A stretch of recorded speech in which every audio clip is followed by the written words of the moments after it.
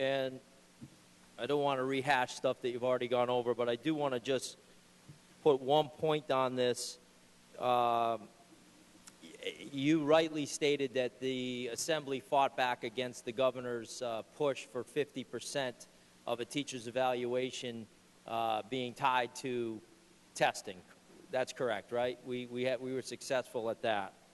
Yes. But there's nothing in this bill that stops state ed from, I don't want to see it being browbeaten by a governor, but there's nothing to stop state ed from yielding to pressure from the executive branch and increasing, well, we don't even know what the number is going to be yet, but there is nothing stopping them from getting to a 50% number, right? Just common sense. Well, if that's the case, then you would expect that common sense to extend to the executive, and he never should have proposed 50%, correct? The Assembly rejected those items in our one-house presentation. Right, but is it correct that we would expect the governor to exude or to exhibit common sense if we expect the state education department to do the same and have a governor that never should have proposed 50%? Because I think you'd agree 50% is absurd, right? The Assembly's actions speak for itself. But we are pushing forward with a bill that does not in any way limit state education's ability to do whatever they choose to do, other than we're relying on the same group of people that had what is arguably the most incredibly bad rollout of Common Core I've ever seen. We're relying on those same people to not go to 50%. I would disagree. We would disagree with that characterization. We think that it's important to have the regions weigh in on this, and that was a preferable outcome to the executive's original submission. Well, which part of my characterization would you disagree with? The horrendous rollout of Common Core, or the fact that we're relying on state ed to not go to 50%? I think my statement spoke for itself. Okay, thank you. And right now, with a new teacher, I'm especially concerned with kids coming out of college, and more I hear, sadly, I hear existing teachers saying they'd never go back into this field given what we're doing to them in this state, and I hear young kids nervous or shying away from becoming teachers. And as tragic as that is, with this enacted teacher evaluation system, you could have a brand new teacher get, and correct me if I'm wrong, but they could get, what, 3 effectives in a row, and then maybe they just get a really rough class through no fault of their own or no lack of skill or dedication of their own, and they get an ineffective in year 4, the best they can hope for is 1 more year, correct? Well, no, it would be 1 more year to receive tenure. Hopefully they'll have a long career. If Well, anything, yes, it gives them a second shot. Right, that's what I'm getting at. They would get 1 more year. Is it a guarantee that they'll even get that 1 more year, or they might get the 1 more year? No, the legislation says that if you're effective for 3 years and you're ineffective in the 4th year, you're given an opportunity to have a 5th year to complete the tenure process, which, again, I might add, is an important process, but certainly not the only way that people can teach, certainly. But we think it's an important process. It does protect people's due process rights, and so we stand for it, and we stand for it strongly in this legislation by giving people that 5th year option. And so if a teacher came out of college, brand new teacher, trying to learn their trade, their craft, and we all know that, when you first graduate college, there's a learning curve involved in anything that any of us do. So if that teacher gets developing in year 1 and effective in year 2 and 3, what's the scenario in that case? Any idea? Would it be, again, another year? Or let's say they got, I'm sorry, let me correct myself. Let's say they got developing in year 1, they got effective in year 2, and then they got that rough class and they had ineffective. What would be the scenario there? I really don't want to engage in we can, but, as the hours go on, in every conceivable hypothetical match-up, it's our understanding that the districts will submit these plans. There will be the opportunity for continued tenure. Certainly there are groups right now suing the state who don't believe in tenure. The legislature, by these actions today, makes a statement in support of tenure.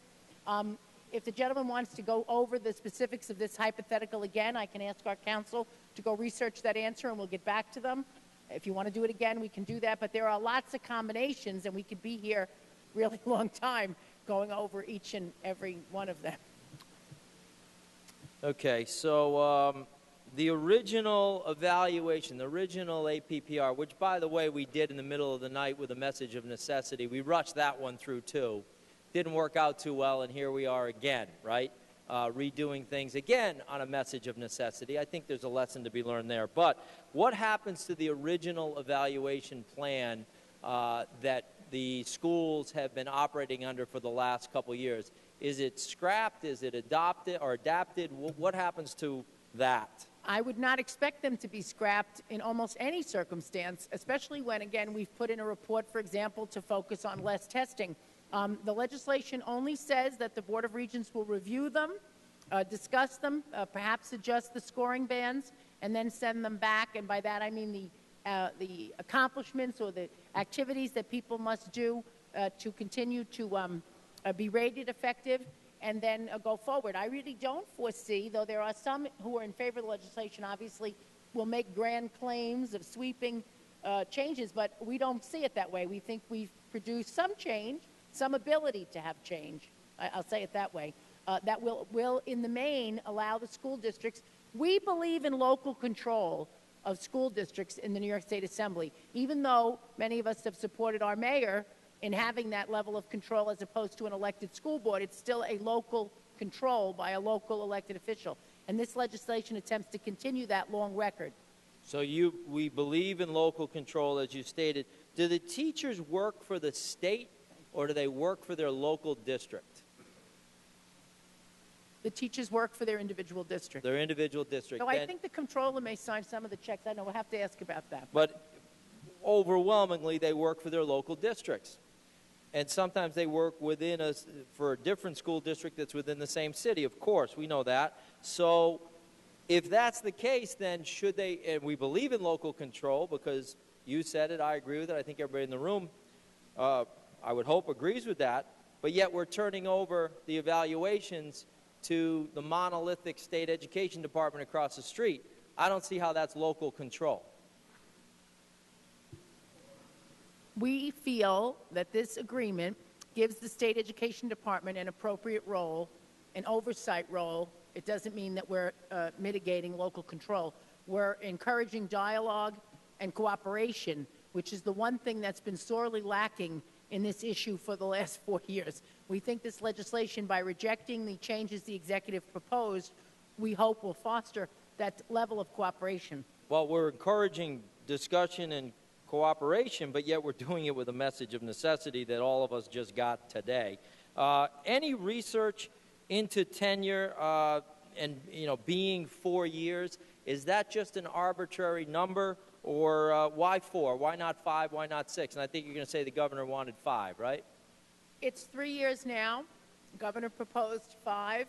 In the mysterious ways that legislatures often work throughout the world, we settled on 4.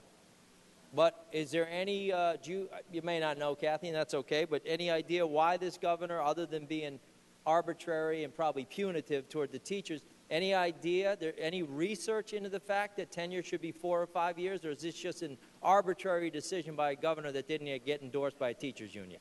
Let me say, Mr. Speaker, my colleagues, the governor needs no one to defend his actions. He does a very good job of that himself. And I may disagree with some of the choices that he made in this budget, but I don't believe that his actions were motivated by anything other than a desire to try to move the education system forward in a way that he feels will produce a good outcome. I give everyone in this chamber the benefit of the doubt every day. You may have a different view than I do on women's rights. You may have a different view than I do on economic development, someone here. But I assume that you're here because you care and you're doing the best of your ability to move your issues forward. So I would not accept the characterization that it was arbitrary. I'm sure that the gentleman downstairs thought he was doing the best he could. I hope that we would all do that every day. But the Assembly and our majority deliberations felt, and I think many of you in the minority shared that concern, that the proposals were not what we wanted to see. So in the give and take of the legislature, we came up with a compromise. Again, we never want to let the perfect be the enemy of the good, or whatever that expression is. Yes, but a few years ago, we were standing in this chamber at 2:30 in the morning, rushing APPR through, and I said then that was the wrong thing to do. I think I've been proven right, because here we are back again, and I would say that this governor probably back then said this is the right thing to do. This is going to be what's his favorite word? Transformational, unprecedented, historic. It didn't work then. It won't work now, because we have a ready, fire, aim mentality. I'm not even going to ask you the question, because all I have to say to that is, isn't that so? Is that a question? No, I was just going to say, isn't that so? But I'm not going to bother you with that question, Kathy. Just real quick on the Masters in Education Teacher Incentive Scholarship Program. Here's my worry with this program. We have young kids coming out of school. We're going to award 500 full scholarships annually to students in an approved master's degree in teaching at SUNY or CUNY school. That's 500 full scholarships. Any idea of the cost of those scholarships, what they would run us, those 500? We'll get that for you. I don't have that figure, but I guess a SUNY tuition is 8,000 times, we'll get that for you. All right, I appreciate that, Kathy. And just 5 seconds, 10 seconds. Hurry up. I'm worried about the fact that we could send some of these kids into some very difficult schools, and they're trying to do the right thing. They're coming out of school. They're going in there to teach, do the right thing. They get hit with a very tough school district, and they are out there, and we may end up with a couple of ineffective ratings and run some kids out of this profession that deserve a shot.